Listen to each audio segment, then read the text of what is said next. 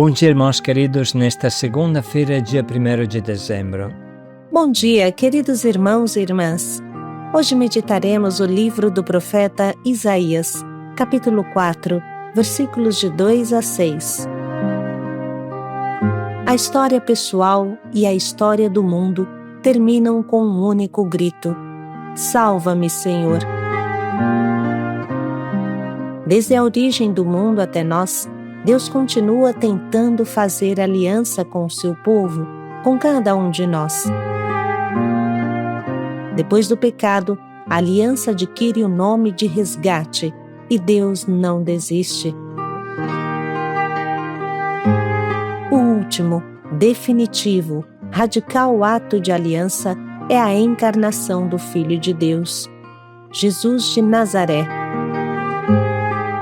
O Advento é um tempo especial para refletir sobre esse milagre de amor, para acolher esse milagre e nos mergulhar nele.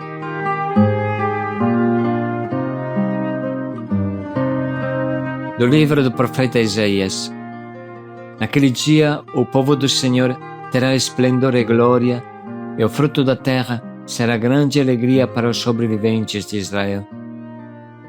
Então, os que forem deixados em Sião, os sobreviventes de Jerusalém, serão chamados santos, a saber, todos os destinados à vida em Jerusalém. Quando o Senhor tiver lavado as imundícies das filhas de Sião e limpado as manchas de sangue dentro de Jerusalém, com o espírito de justiça e de purificação, Ele criará em todo lugar do Monte Santo e em suas assembleias uma nuvem durante o dia e fumaça e clarão de chamas durante a noite, e será proteção para toda a sua glória, uma tenda para dar sombra contra o calor do dia, abrigo e refúgio contra a ventania e a chuva. Palavra do Senhor. Graças a Deus.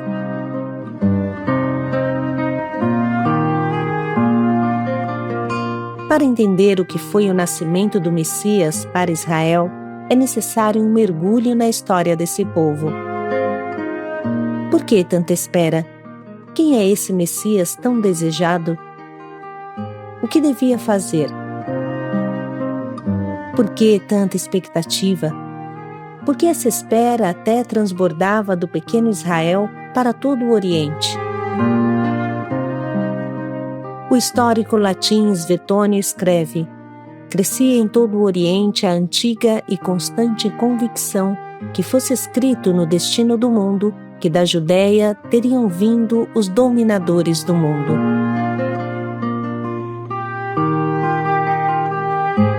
Já vimos em outros diários que até no mundo da Babilônia, de onde provavelmente vinham os magos, se especulava sobre o nascimento do grande rei a partir do posicionamento de Saturno na constelação de Peixes. Se nós não compreendermos este lance de esperança que ardia no coração de todo o povo de Israel e também para além de Israel, não entenderemos este advento, esta espera do Natal do Senhor. O povo de Israel tinha uma consciência clara de ser reduzido a um cemitério de ossos áridos, e com toda a sua força se apegava à última, única esperança. Somente um Salvador será capaz de recriar o povo eleito. Somente o Messias poderá nos salvar. A convicção clara, no fim da história do Antigo Testamento, é um grito só: Salva-me, Senhor! Salva-nos, Senhor! Sozinhos afundamos, sucumbimos, morremos. Somente Tu podes nos salvar. E as profecias confirmam as respostas de Deus, como hoje meditamos. Quando o Senhor tiver lavado as imundícies das filhas de Sião e limpado as manchas de sangue dentro de Jerusalém, com espírito de justiça e de purificação, Ele criará em todo lugar do Monte Sião e em suas assembleias uma nuvem durante o dia, e fumaça e clarão de chamas durante a noite. São os sinais da presença constante de Deus no meio do seu povo. Se até um pobre pescador, como Pedro, conhecia com exatidão a palavra Messias, Cristo ungido, esse era o título do Salvador esperado, podemos dizer que não havia ninguém no povo eleito que não esperasse algo de novo acontecer, algo que tirasse da morte o povo inteiro.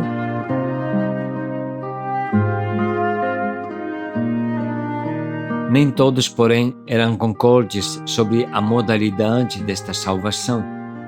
Alguns achavam que a morte consistia no estado de submissão ao poder estrangeiro ou no completo fracasso político. Por isso, a luta devia ser pela independência.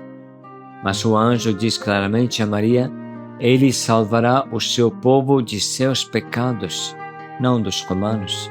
Mas Jesus salvará o seu povo de seus pecados. E Zacarias, o pai de João Batista, no seu cântico diz claramente: E tu, ó menino, serás chamado profeta do Altíssimo, porque há de ir ante a face do Senhor a preparar os seus caminhos, para dar a seu povo conhecimento da salvação, na remissão dos seus pecados, pelas entranhas da misericórdia do nosso Deus. Poucas linhas antes, porém, Zacarias dizia: Bendito o Senhor Deus de Israel, porque visitou e remiu o seu povo, e nos levantou uma salvação poderosa na casa de Davi, seu servo, como falou pela boca dos seus santos profetas desde o princípio do mundo, para nos livrar dos nossos inimigos e da mão de todos os que nos odeiam, para manifestar misericórdia a nossos pais e lembrar-se da sua santa aliança e do juramento que jurou a Abraão, nosso pai, de conceder-nos que, libertados da mão de nossos inimigos, o serviríamos sem temor, em santidade e justiça perante Ele, todos os dias de nossa vida. Aqui aparece que o Messias devia também libertar dos inimigos, como havia feito o grande rei Davi. Mas é claro que a libertação, mesmo social, tem sua origem da libertação do pecado, como bem mostram os profetas, porque é o pecado que mata a alma, o corpo pessoal e o corpo social, e é fonte de toda a escravidão. Independente da forma que cada um esperasse, um único grito saía de todo o povo: Salva-nos, Senhor! Precisamos de perdão, de paz.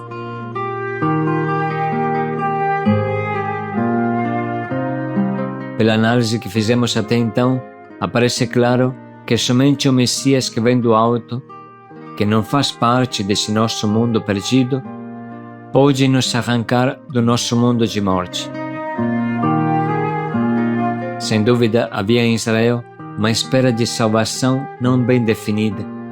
Alguns esperavam um Messias libertador que quebrasse o humilhante jugo estrangeiro. Os zelotas sustentavam que era lícito utilizar até a violência para instaurar o reino do Messias.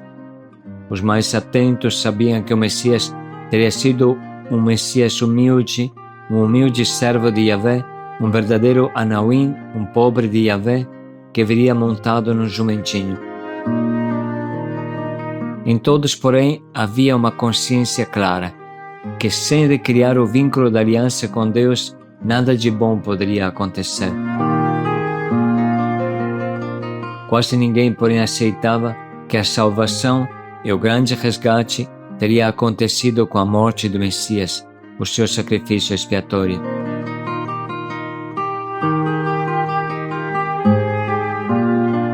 O termo Messias vem claramente do aramaico Messirá, que literalmente significa o ungido, e bem sabemos o que a unção criava nos eleitos de Deus.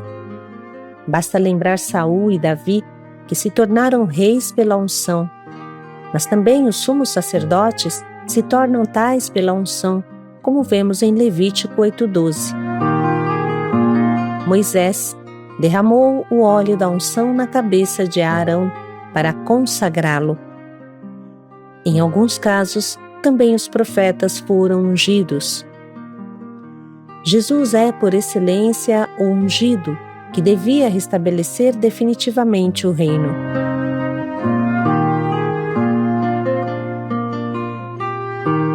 Por que tumultuam as nações? Por que tramam os povos vãs conspirações? Erguem-se juntos os reis da terra, e os príncipes se unem para conspirar contra o Senhor e contra o seu ungido, o seu Cristo. Sou eu, diz, que me sagrei um rei em Sião, minha montanha santa. Tu és meu filho e hoje te gerei. A este salmo se refere a oração dos apóstolos no cenáculo. Vós, que pelo Espírito Santo, pela boca do nosso pai Davi, vosso servo, disseste, porque se agitam as nações e imaginam os povos coisas vãs. Levanta-se os reis da terra e os príncipes se reúnem em conselho contra o Senhor e contra o seu ungido, o Cristo. Pois na verdade se uniram nesta cidade contra o vosso santo servo Jesus que ungistes. O Messias é ungido pelo Espírito ao mesmo tempo como rei e sacerdote, mas também como profeta. Jesus, Messias, realiza a expectativa messiânica de Israel na sua tríplice função de sacerdote, profeta e rei. Com o Catecismo da Igreja, podemos observar numerosos judeus e mesmo alguns pagãos que partilhavam da esperança do Messias reconheceram em Jesus os traços fundamentais do messiânico filho de Davi, prometido por Deus a Israel. Jesus aceitou o título de Messias a que tinha direito, mas não sem reservas, uma vez que esse título era compreendido por numerosos dos seus contemporâneos, segundo um conceito demasiado humano, essencialmente político. Jesus aceitou a profissão de fé de Pedro, que o reconhecia como o Messias, o Cristo, o ungido, mas, ao mesmo tempo, anunciou a paixão próxima do Filho do Homem. Revelou o conteúdo autêntico de sua realeza messiânica, ao mesmo tempo na identidade divina do Filho do Homem, que desceu do céu.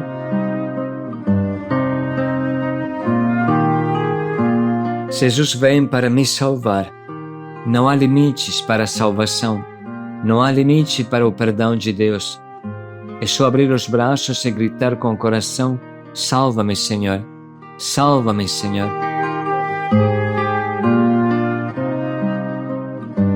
Hoje, de maneira especial, podemos apresentar ao Senhor as nossas imundícies. Como o povo de Israel, apresentar ao Senhor o lixo que somos, o lixo que está em nós, e pedir que Ele nos purifique. Sempre nos lembramos das palavras de Jesus a Santa Faustina Kowalska: os piores pecadores se tornarão os maiores santos se entregarem à minha misericórdia. Esse é o único caminho da vida, da ressurreição. Com esta reflexão no coração, será mais fácil compreender o texto que a liturgia hoje nos propõe para nos preparar para o Natal. Naquele dia, o povo do Senhor terá esplendor e glória, e o fruto da terra será grande alegria para os sobreviventes de Israel. Então, os que forem deixados em Sião, os sobreviventes de Jerusalém, serão chamados santos, a saber, todos os destinados à vida em Jerusalém. Quando o Senhor tiver lavado as imundícies das filhas de Sião e limpado as manchas de sangue dentro de Jerusalém, com o espírito de justiça e de purificação, Ele criará em todo lugar do Monte Santo e em suas assembleias uma nuvem durante o dia e fumaça e clarão de chamas durante a noite, e será proteção para toda a sua glória, uma tenda para dar sombra contra o calor do dia, abrigo e refúgio contra a ventania e a chuva.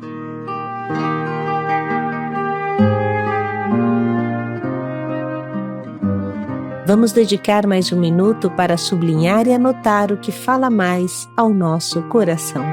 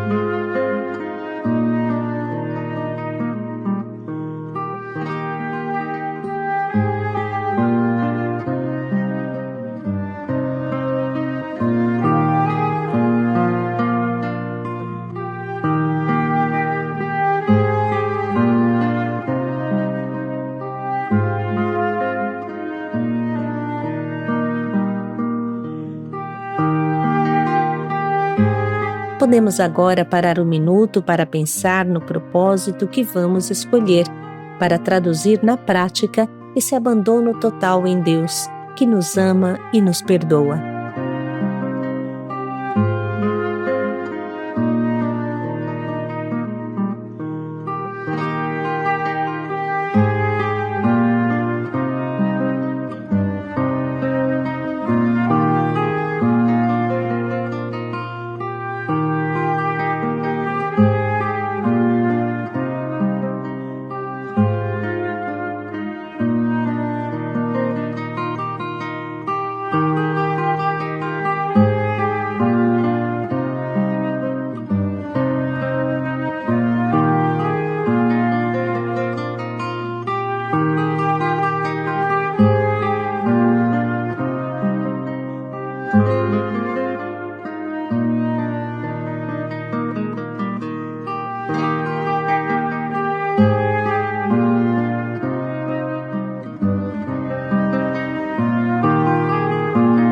Vamos refletir mais um pouco em como colocaremos em prática o quanto nos propomos.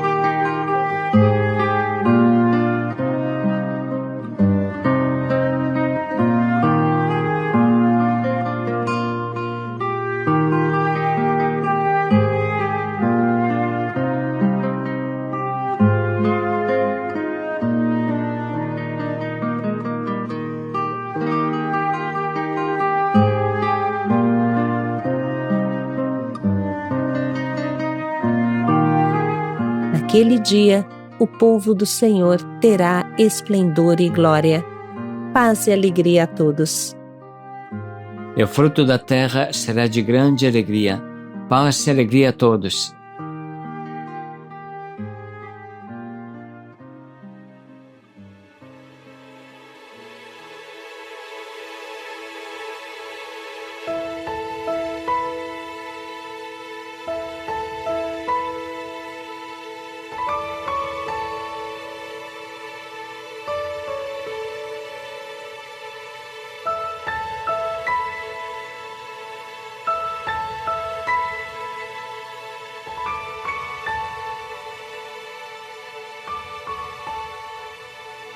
Ao que está abatido, tão sedento, faminto, se sente abandonado, carente, esquecido, procurando um amigo, buscando ser compreendido. Enxugue as lágrimas, enxugue as lágrimas.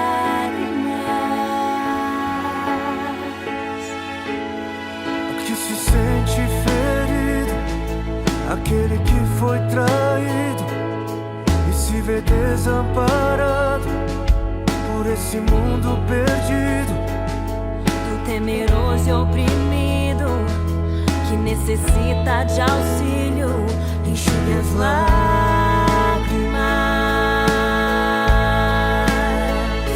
enxugue as lágrimas.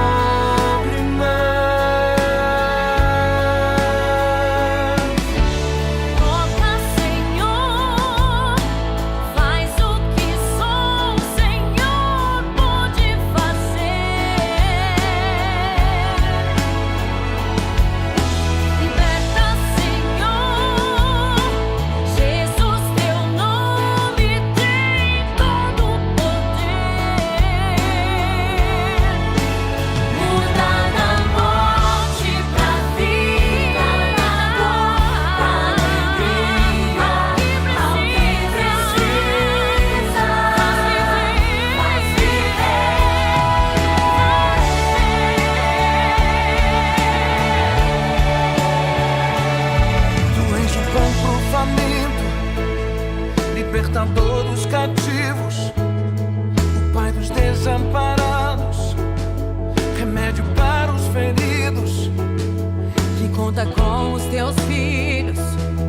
pra devolverem ao mundo a esperança.